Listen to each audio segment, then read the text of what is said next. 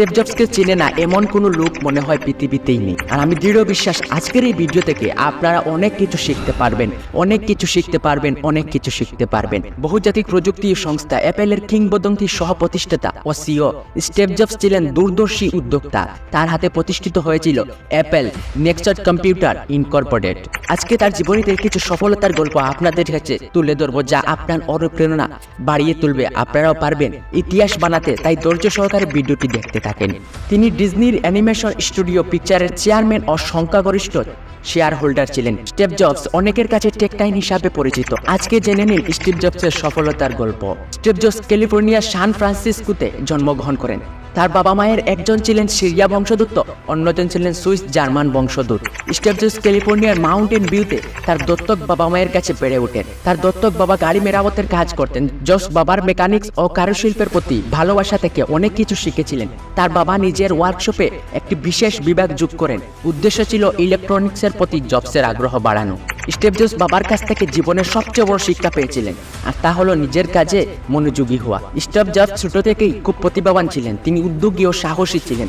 এসবের পিছনে মূল কারণ ছিল তার কৌতূহল। তিনি যখন ছাত্র ছিলেন তখন থেকেই নানা উদ্যোগ নিয়েছিলেন। কাজের প্রতি তার আগ্রহ ও সাহস ছিল ঈর্ষণীয়। তাই ছাত্র থাকাকালে হিউলেট প্যাকার্ডের এইচপির সভাপতির কাছে পৌঁছে যান। জবস স্কুল প্রকল্পের কিছু খুচরা যন্ত্রাংশের সংগ্রহে বিল হিউলিটের বাসভবনে যোগাযোগ করেন। জবসের এই আগ্রহ ও সাহসে মুগ্ধ হয়েছিলেন হিউলেট প্যাকার্ডের সভাপতি। তিনি জবসকে তার প্রতিষ্ঠানের ইন্টার্নশিপের প্রস্তাব দেন।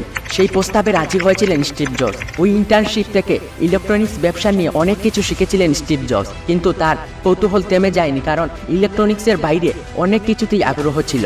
তিনি বিভিন্ন ধরনের সঙ্গীত, সাহিত্য, এমনকি ওষুধ নিয়েও পরীক্ষা নিরীক্ষা করেন।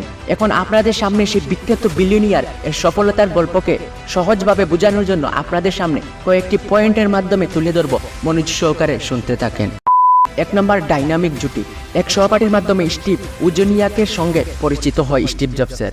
স্টিভ তখন স্কুলে পড়েন, উজনিয়াক তখন কলেজের শিক্ষার্থী।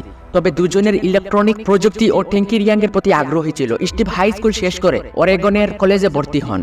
তবে তিনি সেখানে খুব দ্রুত আগ্রহী হারিয়ে ফেলেন। শেষ পর্যন্ত পড়ালেখা ছেড়ে দেন। জবস এই শিক্ষাকে অর্থহীন বলে মনে করেছিলেন। তিনি মনে করেছিলেন সেখানে পড়া মানে অর্থের অপচয়। পরে তিনি বাবা মায়ের কাছে ফিরে আসে। সেখানে ভিডিও গেম নির্মাতা আটারিতে চাকরি নেন। তবে সেই চাকরি বেশ স্থায়ী হলো না। এরপর জবস ভারত ভ্রমণ করেন। 7 মাস বিদেশে থাকার পর জবস যুক্তরাষ্ট্রে ফিরে যান। সেখানে ফেরার পর তিনি আবার আটারিতে চাকরি নেন। এরপর জবস বাবার গ্যারেজ থেকে ওয়াজানিকের সঙ্গে প্রযুক্তি নিয়ে নতুন অ্যাডভেঞ্চার শুরু করেন। শুরুতে তারা ভেবেছিলেন সার্কিট বোর্ড তৈরি করে প্রযুক্তি সংস্থা ও কম্পিউটার প্রতিষ্ঠানের কাছে বিক্রি করবে, কিন্তু পরে তারা ব্যক্তিগত কম্পিউটার তৈরির ধারণা নিয়ে কাজ শুরু করেন। পুঁজি সংগ্রহে তারা কিছু সম্পত্তি বিক্রি করেন এবং নিজেদের কোম্পানি চালু করেন। তাদের প্রতিষ্ঠানটির নাম ছিল অ্যাপেল। তাদের পণ্য ছিল অ্যাপেল আই।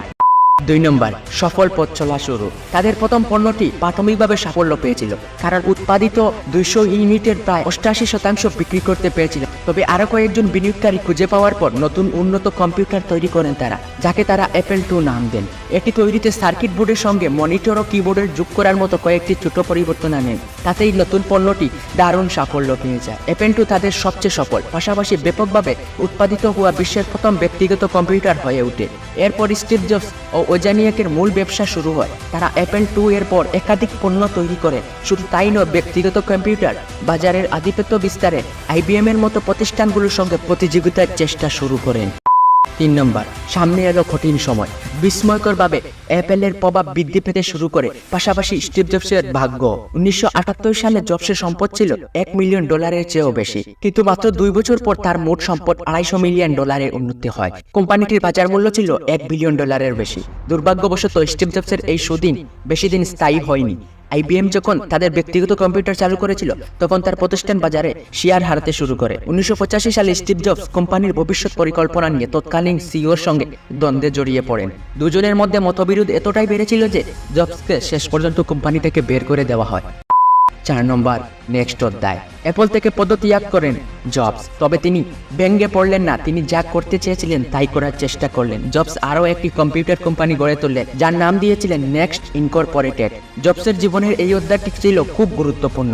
তিনি হাল না ছেড়ে আরও শক্তভাবে ফিরতে চাইলেন। পাশাপাশি তখন অ্যানিমেশন স্টুডিওতে প্রচুর বিনিয়োগ করেন স্টিভ জবস, যার পরে ডিজনির পিকচার নামে পরিচিত লাভ করেন। প্রকৃতপক্ষে জবস তার মূল লক্ষ্যে অটল ছিলেন। তার লক্ষ্য ছিল প্রযুক্তির মাধ্যমে বিশ্বকে পরিবর্তন করা।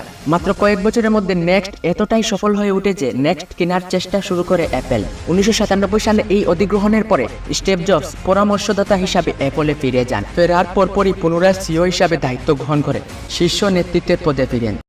5 নম্বর, আবার ঘুরে দাঁড়ালো অ্যাপেল। জবস অ্যাপেলের চালকের আসনে ফেরার পরে ঘুরে দাঁড়াতে সহায়তা করেন। আগে সিইও অধীনে কোম্পানিটি বছরের পর বছর ধরে লোকসান করেছিল, কিন্তু জবস তার পুরনো পদে ফেরার পর অকল্পনীয় কিছু করেন। প্রায় এককভাবে অ্যাপলের গতিপথ বদলে দেন। স্টিভ জবসের কৌশল তার সমকক্ষদের থেকে একদম আলাদা ছিল। জবস অ্যাপেলে অনেক উদ্ভাবনী পণ্য যোগ করেন, যার মধ্যে ছিল আইম্যাক। এটি এমন একটি পণ্য ছিল যা এখন উইন্ডোজের সঙ্গে প্রতিযোগিতা করছে। তারপর তিনি অ্যাপলের ব্র্যান্ডিংয়ে আধুনিক কিছু পরিবর্তন এনে গবেষণা ও উন্নয়নে বিনিয়োগ বাড়ান এবং অ্যাপলকে সম্পূর্ণভাবে পুনর্গঠন করেন। আইম্যাকের পর জবস অ্যাপলে আইপড, আইটিউন, অ্যাপল টিভি ও আইফোনের মতো জনপ্রিয় পণ্য যোগ করেন। এভাবে বিশ্বব্যাপী জনপ্রিয় হয়ে ওঠে অ্যাপল। 6 নম্বর, লক্ষ্যে অটুট থাকা। 2007 সালের শেষে স্টিভ জবস অ্যাপলকে $3.49 বিলিয়ন নেট আয় এবং $173 বিলিয়ন বাজার মূল্য অর্জনে সহায়তা করেন। কিন্তু 2011 সালের অক্টোবরের মৃত্যুর সময় অ্যাপলের বাজার মূল্য প্রায় $300 মিলিয়ন উন্নীত করতে সক্ষম হন। স্টিভ জবস যে লক্ষ্য নিয়ে অ্যাপল শুরু করেছেন তাতে তিনি অটল ছিলেন। অ্যাপল তৈরির সময় তার প্রাথমিক লক্ষ্য ছিল প্রযুক্তির মাধ্যমে বিশ্বকে পরিবর্তন করা। নতুন নতুন পণ্য উদ্ভাবন করে তিনি ঠিক তাই করেছেন। স্টিভ জবসের সফলতা থেকে বোঝা যায় সফল হতে হলে লক্ষ্য অটুট থাকতে হবে, কখনো সেখান থেকে বিচ্যুত হওয়া যাবে না। লেগে থাকলে সফলতা আসবেই। তিনি বলেছিলেন, কেউ যদি নিজের ভুল থেকে শিক্ষা নেয় তাহলে ব্যর্থ হতে হয় না, তাই হাল ছেড়ে দিও না। এইরকম আরো নতুন নতুন মোটিভেশনাল ভিডিও পেতে আমার চ্যানেলটিকে সাবস্ক্রাইব করবেন। দেখা হবে নেক্সট ভিডিওতে।